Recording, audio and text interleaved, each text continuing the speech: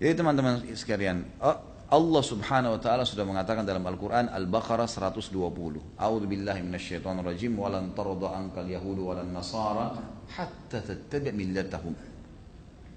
Hai Muhammad, kau dan pengikutmu tidak akan pernah diridhoi oleh Yahudi dan Nasrani sampai kalian mengikuti ajaran-ajaran mereka.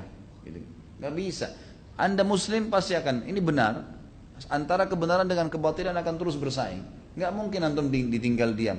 Makanya kita bergerak, kiat, gitu kan? Bergerak menyampaikan agama kita. Sesuatu yang bergerak itu susah untuk diserang sebenarnya.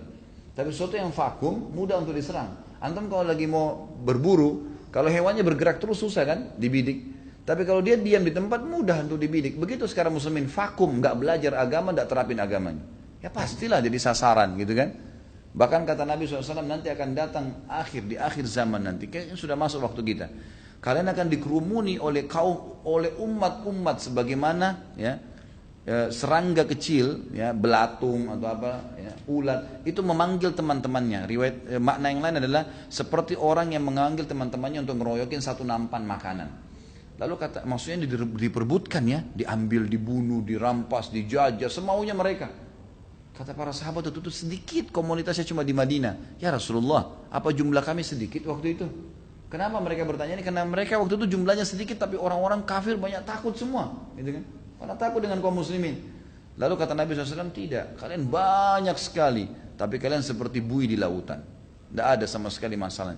Lalu kata Nabi SAW, dan pada saat itu penyebab utamanya adalah wahan. Kata para sahabat, ya Rasulullah, apa itu wahan? Wahan ini kekacauan, kacau, gitu kan? Kata para sahabat, apa itu wahan ya Rasulullah? Kata Nabi SAW, hubbud dunya wa karahiyatil maut. Kalian cinta sekali dengan dunia, pokoknya untuk dapatin dunia, mobil, rumah, haram pun gak ada masalah. Agama sudah nomor 30, gak ada masalah. Gitu kan. Maka ini kan hubbud dunya, cinta dunia, wa karahiyatil maut, dan takut menghadapi kematian. Riwayat lain, riwayat Tirmizi dan Abu Daud disebutkan wa karahiyatil jihad, dan kalian benci jihad, tidak mau berperang membela agama Allah. Jadi pada saat itulah kita memang mundur. Makanya teman-teman harus sadar, umat ini akan menyerang kita. Kalau masalah salafi wahabi ini istilah, ya Allah, ini fitnah teman-teman sekalian. Ini fitnah. Dari mana istilah wahabi ini? Dari mana istilah salafi ini? Ini fitnah. Sebagian teman-teman kita yang berpegang pada sunnah Nabi SAW sering mengatakan kita kembali kepada pemahaman salaf. Pemahaman salaf maksudnya sahabat. Salaf itu orang terdahulu. Dikatakan pesantren salafiyah, pesantren yang dulu, tradisional gitu kan. Jadi itu pemahaman kembali kepada salaful ummah. Hanya itu. Begitu dikatakan kembali kepada salaf sahabat, oh ini kelompok salafi namanya. Nisbatkan. Dari mana ini penisbatan ini gitu kan? Kemudian wahabi. Apa wahabi ini? Dari mana istilah ini?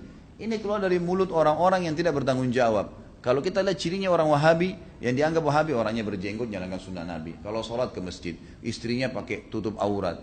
Ya, di rumahnya jauh dari perbuatan dosa. Ini nih kelompok nih. Diolok-olok, wahabila. Saya pernah dimasukkan dalam grup gitu kan. Saya lihat semuanya disatuin. Teman-teman dari semua ormas ada, termasuk nama saya masuk di situ. Banyak, mungkin ada 80 atau 100 orang ustadz, kiai dan seterusnya. Baru saya masuk di situ saya sudah baca. Ini banyak ustaz-ustaz wahabi, dimain-mainin gitu, tulisannya pakai O. Wahabilah ini. Ini wahabi ini suka tolak salawat, suka tolak zikir, suka tolak doa. Saya berpikir kalau saya mau tanggapin, ini 80 orang, 100 orang di situ, kemudian akan habis waktu saya menyita di situ. Sudahlah, saya keluar, minta maaf, saya nggak ada urusannya di sini, saya keluar. Karena yang bilang orang-orang yang pernah belajar di Saudi teman-teman benci sama zikir itu siapa?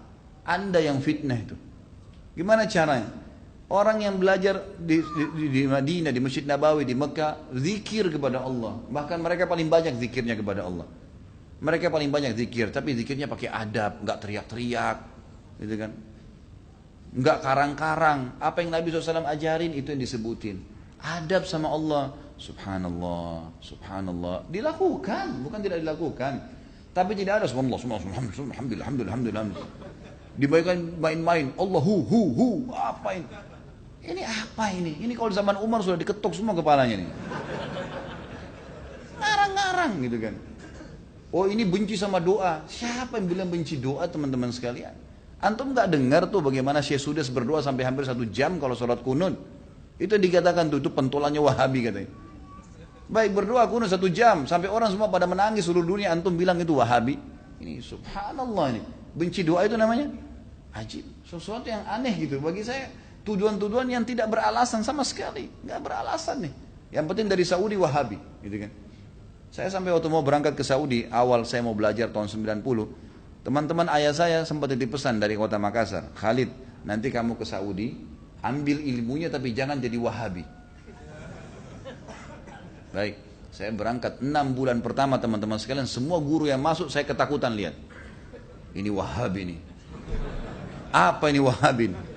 Mau yang menakutkan ini. Kena wanti-wanti begitu.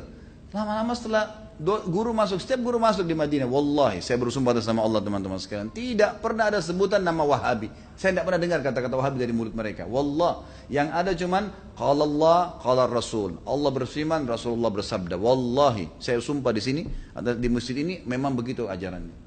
Begitu ajarannya, qala Allah, qala Rasul. Qala Allah, qala Rasul selalu. Atau diikuti dengan penjelasan Ibnu Abbas, sahabat, Ibnu Umar, sahabat. Nih pemahamannya mereka. Ini pemahamannya sahabat tentang ayat ini, tentang hadis ini. Itu yang kita pelajarin.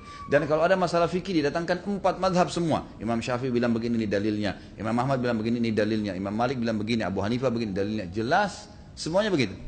Setelah 6 bulan saya berpikir, kok saya harus takut dengan orang-orang seperti ini ilmu semua disampaikan, gitu kan? Ilmu semua. Dan bagaimana mempertemukan antara ambil ilmunya, jangan jadi Wahabi. Bagaimana memahami? Saya nggak nyambung gitu. Gimana caranya? Gitu. Teman-teman sekalian, saya kasih jawaban secara akal sehat. Rasulullah SAW lahir di mana? Di Mekah. Ya, 13 tahun fase turunnya ayat-ayat Makkiyah di mana? Di Mekah. Baik, setelah itu Nabi SAW hijrah ke Madinah. Berapa tahun Nabi di Madinah? 10 tahun. Sampai meninggal kan? Kuburannya ada di sana. Demi Allah, Mekah sama Madinah markas Islam. Ada orang mengatakan itu markas Wahabi, markas ini tempat Nabimu lahir dan mati. Kok gimana sih?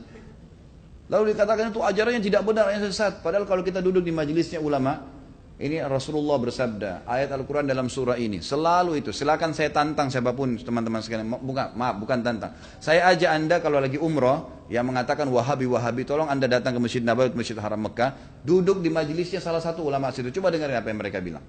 Coba jangan, atau mau bertanya silakan. Pasti mereka jawab, hukumnya qala Allah berfirman surah ini, Rasulullah bersabda begini. Itu isinya. Itulah yang mereka bilang Wahabi. Ini kemurnian agama teman-teman sekalian. Dan kalau anda tidak pertahankan kemudian agama, lalu siapa yang mau pertahankan? Ini aneh sekali gitu. Ini luar biasa, sebenarnya harus diluruskan. Mudah-mudahan Allah berikan hidayah ya. Banyak orang Islam yang tidak faham, ya, dia kukunya masih panjang, sholatnya masih Senin Kamis, ikut-ikutan Wahabi juga. Bukannya belajar, bukannya nanya, malah ikut-ikutan. Ini fitnah di tengah-tengah kaum muslimin. Kata Nabi SAW, Yahudi terpecah 71 golongan. Nasrani 72, umatku 73, semuanya di neraka. Mampir neraka dulu, nanti masuk surga iya. Kecuali satu, nggak pakai lewat neraka masuk surga. Kata para sahabat sudah tanya, siapa itu ya Rasulullah? Apa kata Nabi? Yang berpegang pada sunnahku dan sahabatku. Nah ini yang selalu ditunjuk Salafi, Wahabi, ini yang selalu berkata Rasulullah bersahabat. Ini orang yang berpegang pada kemudian Islam. Teman-teman sekalian, berhenti dalam masalah istilah-istilah seperti ini. Ini bahaya, memperpecah umat dan macam-macam. Saya lihat beberapa di cuplikan YouTube saya, ada kata-kata di bawah. Oh ini pentulannya Wahabi nih. Ini mungkin ISIS nih. Nah ini mungkin ini nih. Ini mungkin ini nih. Padahal orang itu tidak kenal saya. Bagaimana pertanggungjawaban dia hari kiamat di depan Allah? Coba nuduh saya. Bisa ketemu sama saya minta maaf nggak? Kalau nggak ketemu, gimana coba? Saya bisa maafin, tapi dalam hukum Islam, kalau seseorang memfitnah saudaranya Muslim, menuduh sesuatu yang dia tidak punya ilmu, kan itu. Sudah dimaafin pun pada orang yang melakukan orang-orang yang sedang difitnah, tetap hukum syar'i dia harus minta maaf. Kalau tidak, saya dapat pahala karena memaafkan, dia tetap dihukum sama Allah karena masih belum minta maaf. Variabelnya begitu kan? Hukumnya begitu. Orang mencuri, ya itu. Kemudian dia tidak kembalikan haknya orang, tetap dihukum. Gak bisa. Maka teman-teman berhenti dari fitnah ini. Kita ikut-ikutan. Ini dikatakan teroris. Oh kita juga ikut-ikutan teroris semua. Ini garis keras. Ini kita katakan garis keras. Belajar. Kita punya mata bisa melihat, telinga bisa mendengar, hati bisa berpikir, bisa merenungi. Dengar dong dulu, gitu kan? Apa yang disampaikan? Kalau disampaikan benar terima. Kan itu. Teman-teman yang dituduh dengan istilah ini hanya betul-betul kembali kepada kemudian Al-Quran dan Sunnah. Itu. Coba hadiri pengajiannya pasti selalu kalau Allah, kalau Rasul. Kalau Allah, kalau Rasul. Ini ajaran Islam teman-teman. Gak pernah ada perkataan kata kiai saya, kata guru saya, kata gini, kata gitu. Gak pernah.